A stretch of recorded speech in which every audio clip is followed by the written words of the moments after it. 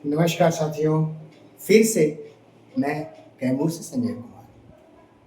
साथियों, देखिए, बड़ी बातें होती हैं, लेकिन मैं आंकड़ों पे विश्वास करता हूँ और आंकड़े बोलते हैं, ऐसा कहा जाता है। और इसका प्रमाण हम पिछले विधानसभा चुनाव में देख चुके हैं। आपने देखा, हमने देखा कि वोट की गणित कैसे होती है। आप देखिए कि कैसे 5 लाख शिक्षकों को 7th और 8th पे का वेतन आयोग का लाभ मिलना बहुत ही मुश्किल, नामुमकिन। कुछ राशि बढ़ा दी जाएगी, लेकिन 8th पे का लाभ मेरी समझ से संभव नहीं। कैसे? ये आंकड़े देखिए। देखिए, हमारे शिक्षक हमारे कितने हैं नियोजित? मान के चलिए 1 लाख के आसपास, और बाकी विशिष्ट और विद्यालय अध्यापक है 5 लाख। उनकी संख्या लगभग हो चुकी है। एक अनुमानता लगभग मान लीजिए कि अगर 5 लाख हो चुकी है, तो 8वें वेतन आयोग का जब लाभ देना होगा मेरे भैया, तो पर शिक्षक 30,000 रुपया का अंतर आएगा, लगभग देना पड़ेगा एक्स्ट्रा। यहां तो 2% डीए देने में हालत खराब होती है। आंकड़े दिखाए जाते हैं कि इतना का बोझ पड़ गया। अभी तो बहुत सारी चीजों के आंकड़े ही नहीं मिल पाए हैं कि कितना सरकार के ऊपर बोझ पड़ा। एनपीएस देने में 5 लाख लोगों को देने में कितना बोझ पड़ा, 2.5 लाख लोगों को। ये सब आंकड़ा ही आज तक नहीं आया, ना कोई संकल्प आया, ना कुछ आया। लेकिन यहां देखिए, 5 लाख शिक्षकों को 8वां वेतन आयोग का लाभ देने में पर शिक्षक 30,000 रुपया के आसपास में खर्च जाएगा। अब देखिए, 5 लाख से 30,000 से जब गुणा कीजिएगा मेरे भाई, तो 15 अरब रुपया हो जाएगा पर मंथ। 15,000, जिसको हम 1500 करोड़ या 1,500 करोड़ कह सकते हैं प्रति माह। इतना खर्च पर माह आ गया।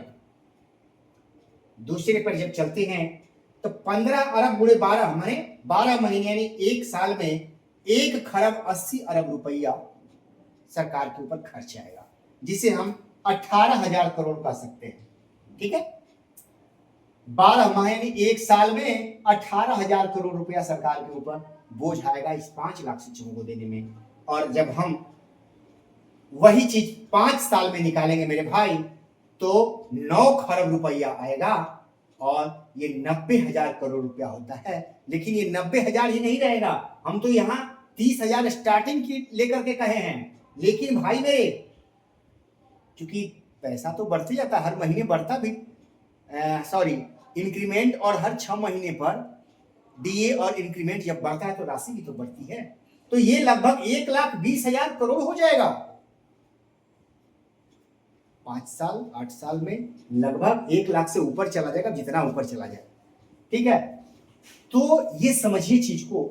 इतना राशि यानी 90,000 तो यहां स्पष्ट दिख रहा है। ये कितना जाएगा अभी उतना करना पड़ेगा, वो मुश्किल है, लेकिन 90,000 करोड़ तो दिखाई दे रहा है मेरे भाई।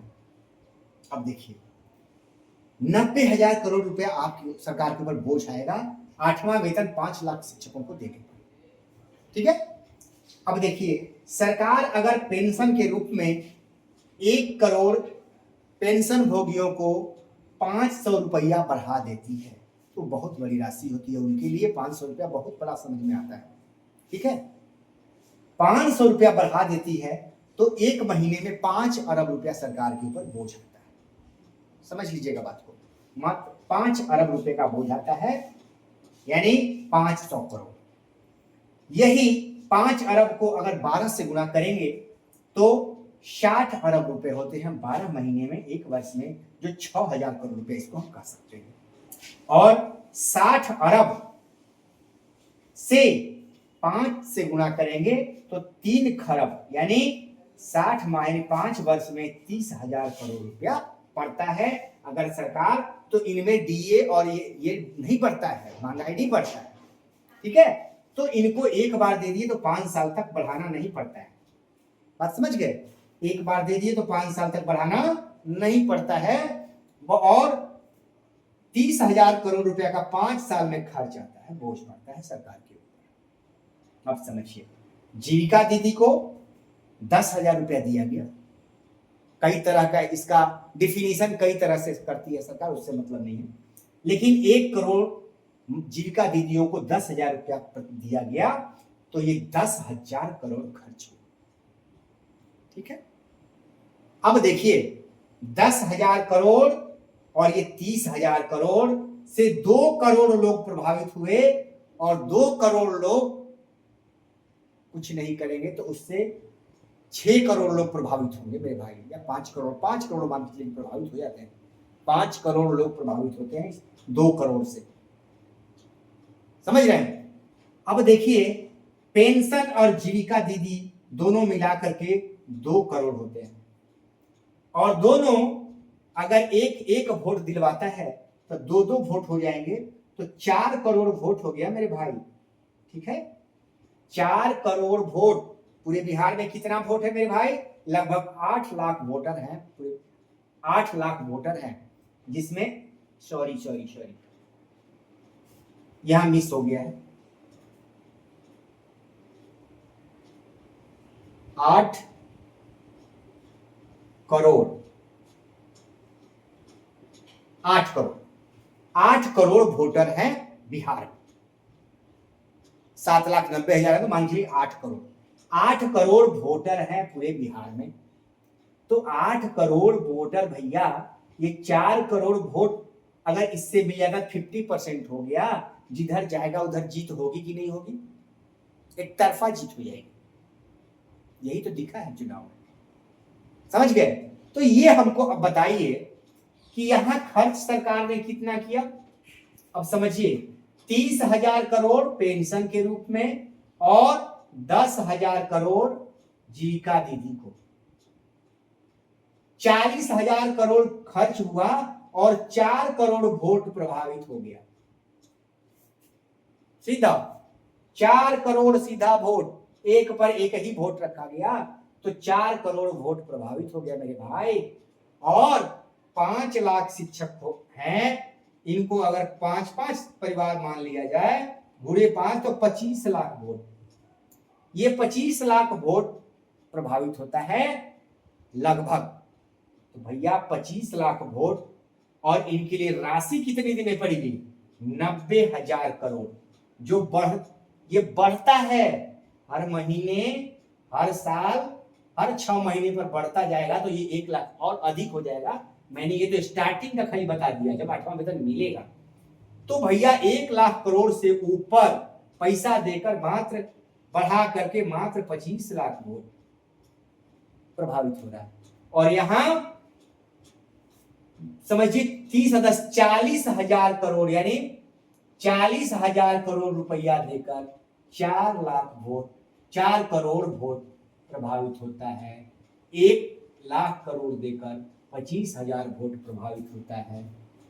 तो संभव है? आंख खुला होगा आप लोगों का, देख रहे होंगे। क्या मैं गलत आंकड़ा दे रहा हूं? गुणा कर लीजिएगा, आप गुणा करके देख लीजिएगा।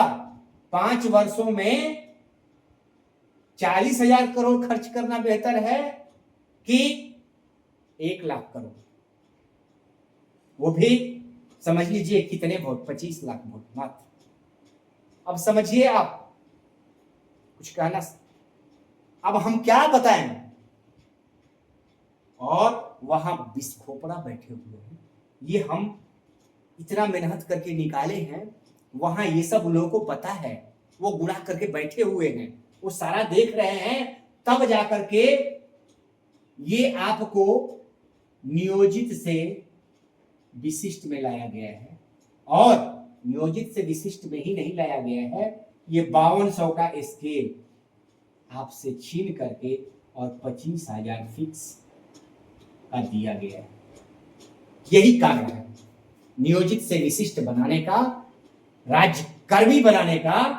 यही कारण है कि इनको तो इसे हटाएंगे नहीं तो बहुत बोझ आएगा, उस पैसे से तो हम हमेशा जीतते रहेंगे, क्यों ना इधर खर्च करें कि इनके ऊपर। ये भी इनका निश्चित नहीं है कि हम ही को वोट देंगे। ये लोग चालाक लोग हैं, बुद्धिजीवी हैं, इसलिए इधर नहीं खर्च करो, इधर खर्च करो, इनको डालो पेंडुलम में। और बहुत बच्चों को शिक्षा देकर, A1 का शिक्षा देकर तेज बनाएंगे तो फिर समस्या होगी। क्योंकि अगर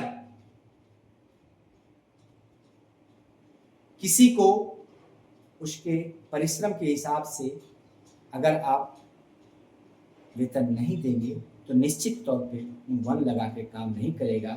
एक को 1 लाख वेतन दीजिएगा सेम काम के लिए, और वही काम, वही डिग्री अगर 50,000 वेतन दीजिएगा तो निश्चित तौर पे वहां अंतर आता है, शिक्षा देने में अंतर आएगा। ठीक है, नमस्कार साथियों, फिर मिलेंगे।